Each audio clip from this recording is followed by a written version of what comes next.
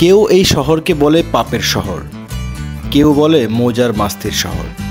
পৃথিবীর বুকে যে কটি শহর সকল ধরনের বিনোদনের পসরা সাজিয়ে রেখেছে তার একটি থাইল্যান্ডের এই ফুকেট শহর।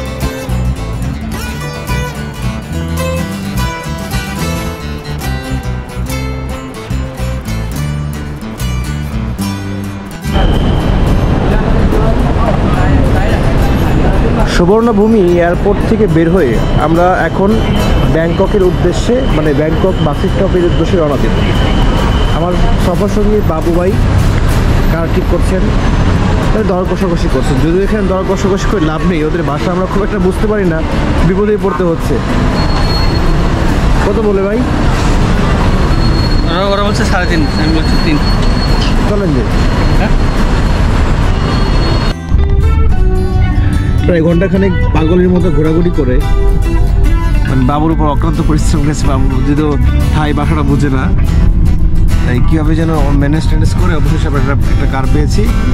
এই কার এখন আমরা কোথায় যাচ্ছি বাবু ভাই?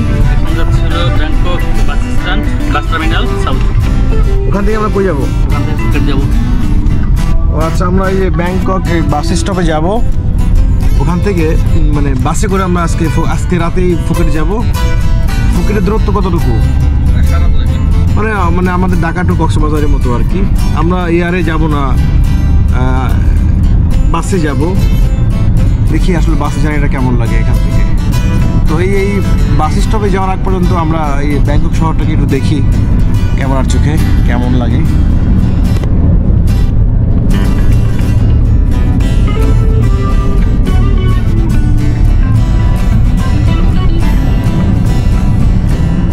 What's your name? What's your name? Nalong. Nalong. Wow, nice name.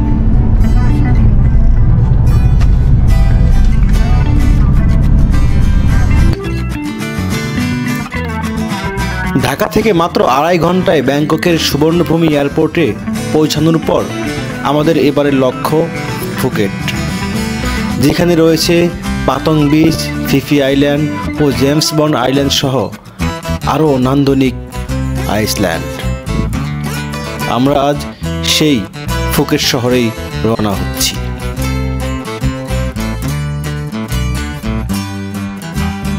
বাস স্টপে পৌঁছাতে রাত 8:30 বেজে যায়। ওই যে দ্বিতল বাসটি দেখতে পাচ্ছেন, ওই রকমই একটা বাসে করে আমরা আজ ফুকেটে যাব। বাংলাদেশের গ্রিন লাইফের ডাবল ডেকার বাসের মতোই দেখতে, তবে ভিতরের আদরটা একটু অন্যরকম।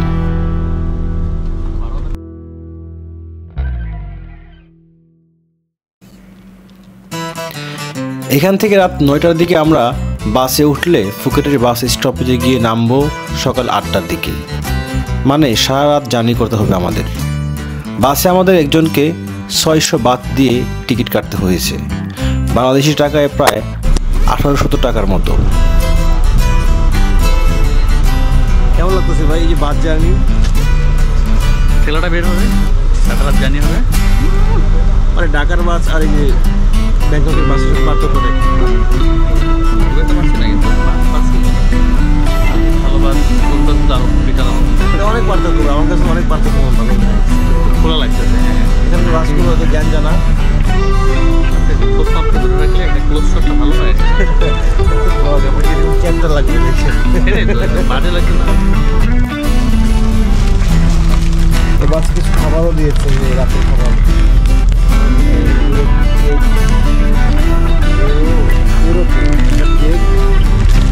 একটা জুস আছে, ম্যাঙ্গো জুস, একটা অরেঞ্জ জুস, একটা মিনারেল ওয়াটার। আমি জানি না এগুলো হালাল কিনা, খাওয়ার আগে একটু দেখে শুনে খেতে হবে।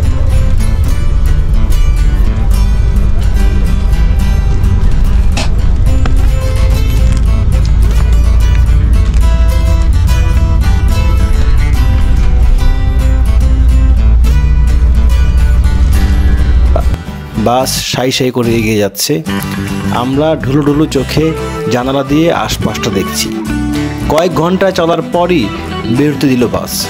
ম্যানেজার বলে উঠলেন, ক্ষুধা লাগলে এখানে খাবার খেয়ে নিতে পারেন।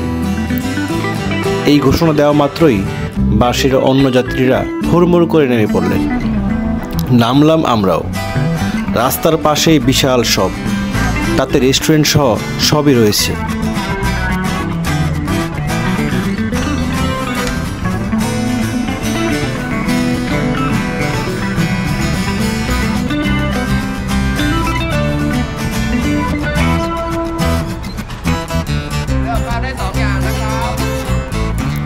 নাম না জানা নানা প্রকারের পোকামাকড় আস্ত রান্না করে রেখেছি দেখলাম।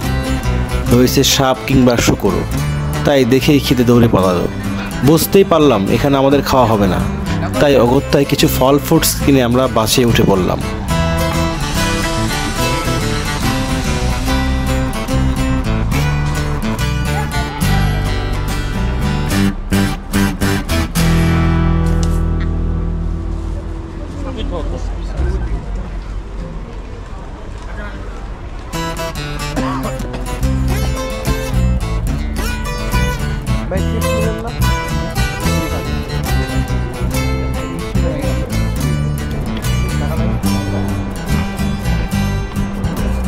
বাসে ওঠার পর ফল খেতে খেতে আমরা কখন ঘুমিয়ে পড়েছি টেরই পাইনি।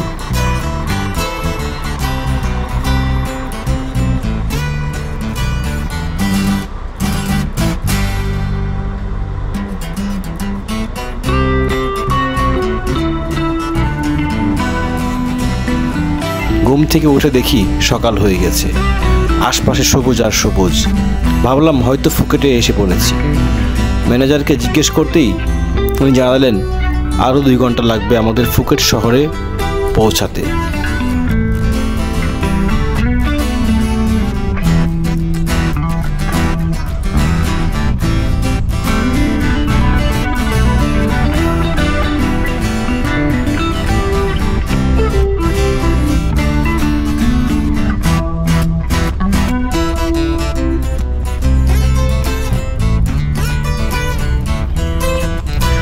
আমাদের ধৈর্য আর কুলাচ্ছিল না।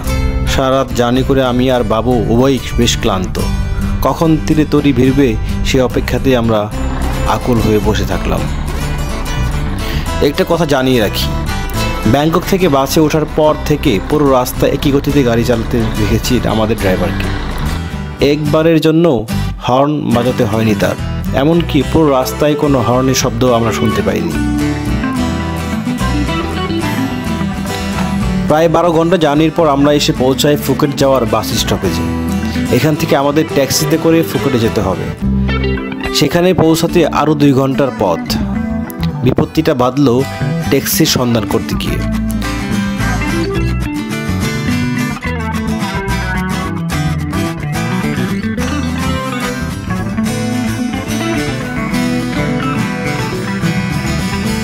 আমরা কোথায় যাব সেটা তাদের বোঝাতে পারছিলাম না, আবার তারা কি বলছিলেন সেটাও আমরা বুঝতে পারছিলাম না। মানে তারা ইংরেজি বোঝে না, আবার তাদের ভাষাও আমরা বুঝতে পারছি না।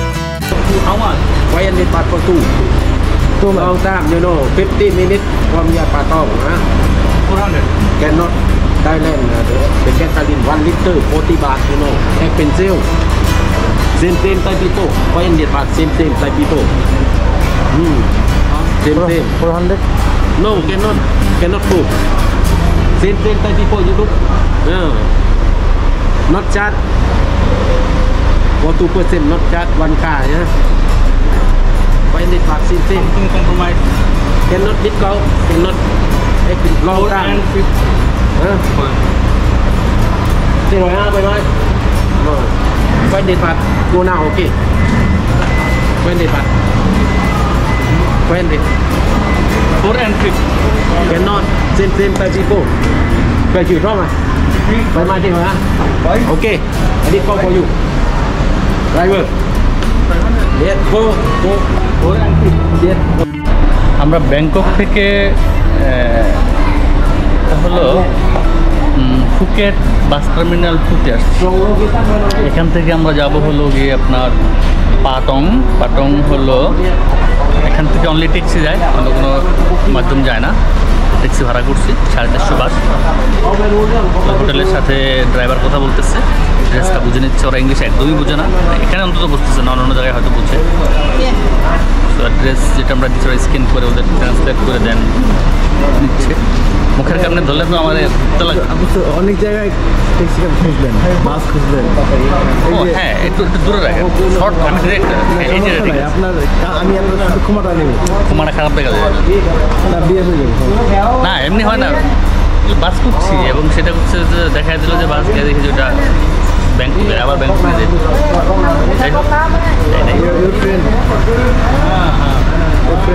We are all my friends.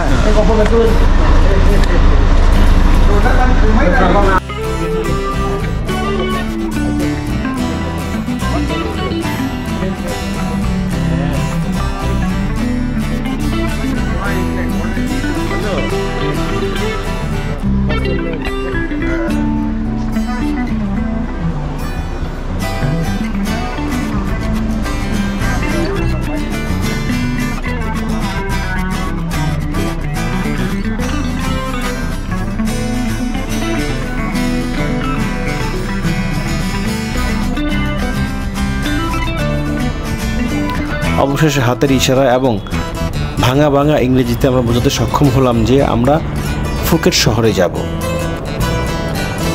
বোঝানোর পরই একটি ট্যাক্সি ক্যাব ঠিক করলাম। এই জন্য পে করতে হবে 400 বাত। একটু বলে রাখি, ব্যাংকক থেকে ফুকেটে পৌঁছাতে আমাদের ব্যয় হচ্ছে প্রায় 4000 টাকার একটু বেশি। সুবর্ণভূমি এয়ারপোর্ট থেকে বাস স্টপ পর্যন্ত পৌঁছাতে আমাদের লেগেছে 350 Baat.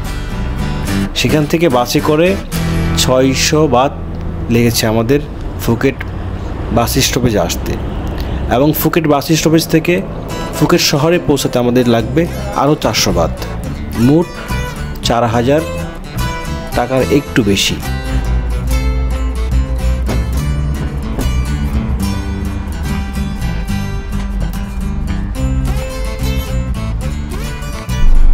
What's your name? Kim. Name? Kim. Chim. How old are you?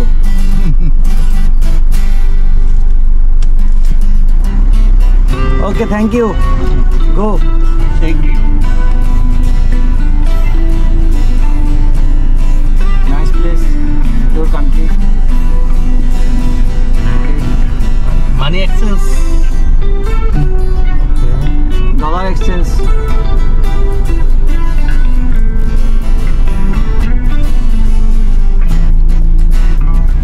আঙ্কেলের নাম হচ্ছে চু। আমরা এই যে চুর গাড়িতে করে যাচ্ছি, পাতং যাব, পাতং পাতং। আর যদিও আমাদের বলা হয়েছে যে আমরা 400 বাদ দিয়ে ট্যাক্সি ক্যাব নিয়েছি, কিন্তু এখানে আসার পর দেখি ট্যাক্সি ক্যাব না, এটা হচ্ছে এটা কি স্বাধীন ভাই, এটা জিপ গাড়ির মতো কিছু একটা। আমাদের সামনের 2 সিটে 2জনকে বসিয়েছে, পেছনটা পুরো ফাঁকা। দেখা যাক, আল্লাহ ভরসা। শেষ পর্যন্ত আমরা হোটেলে পৌঁছাতে পারলেই হতো।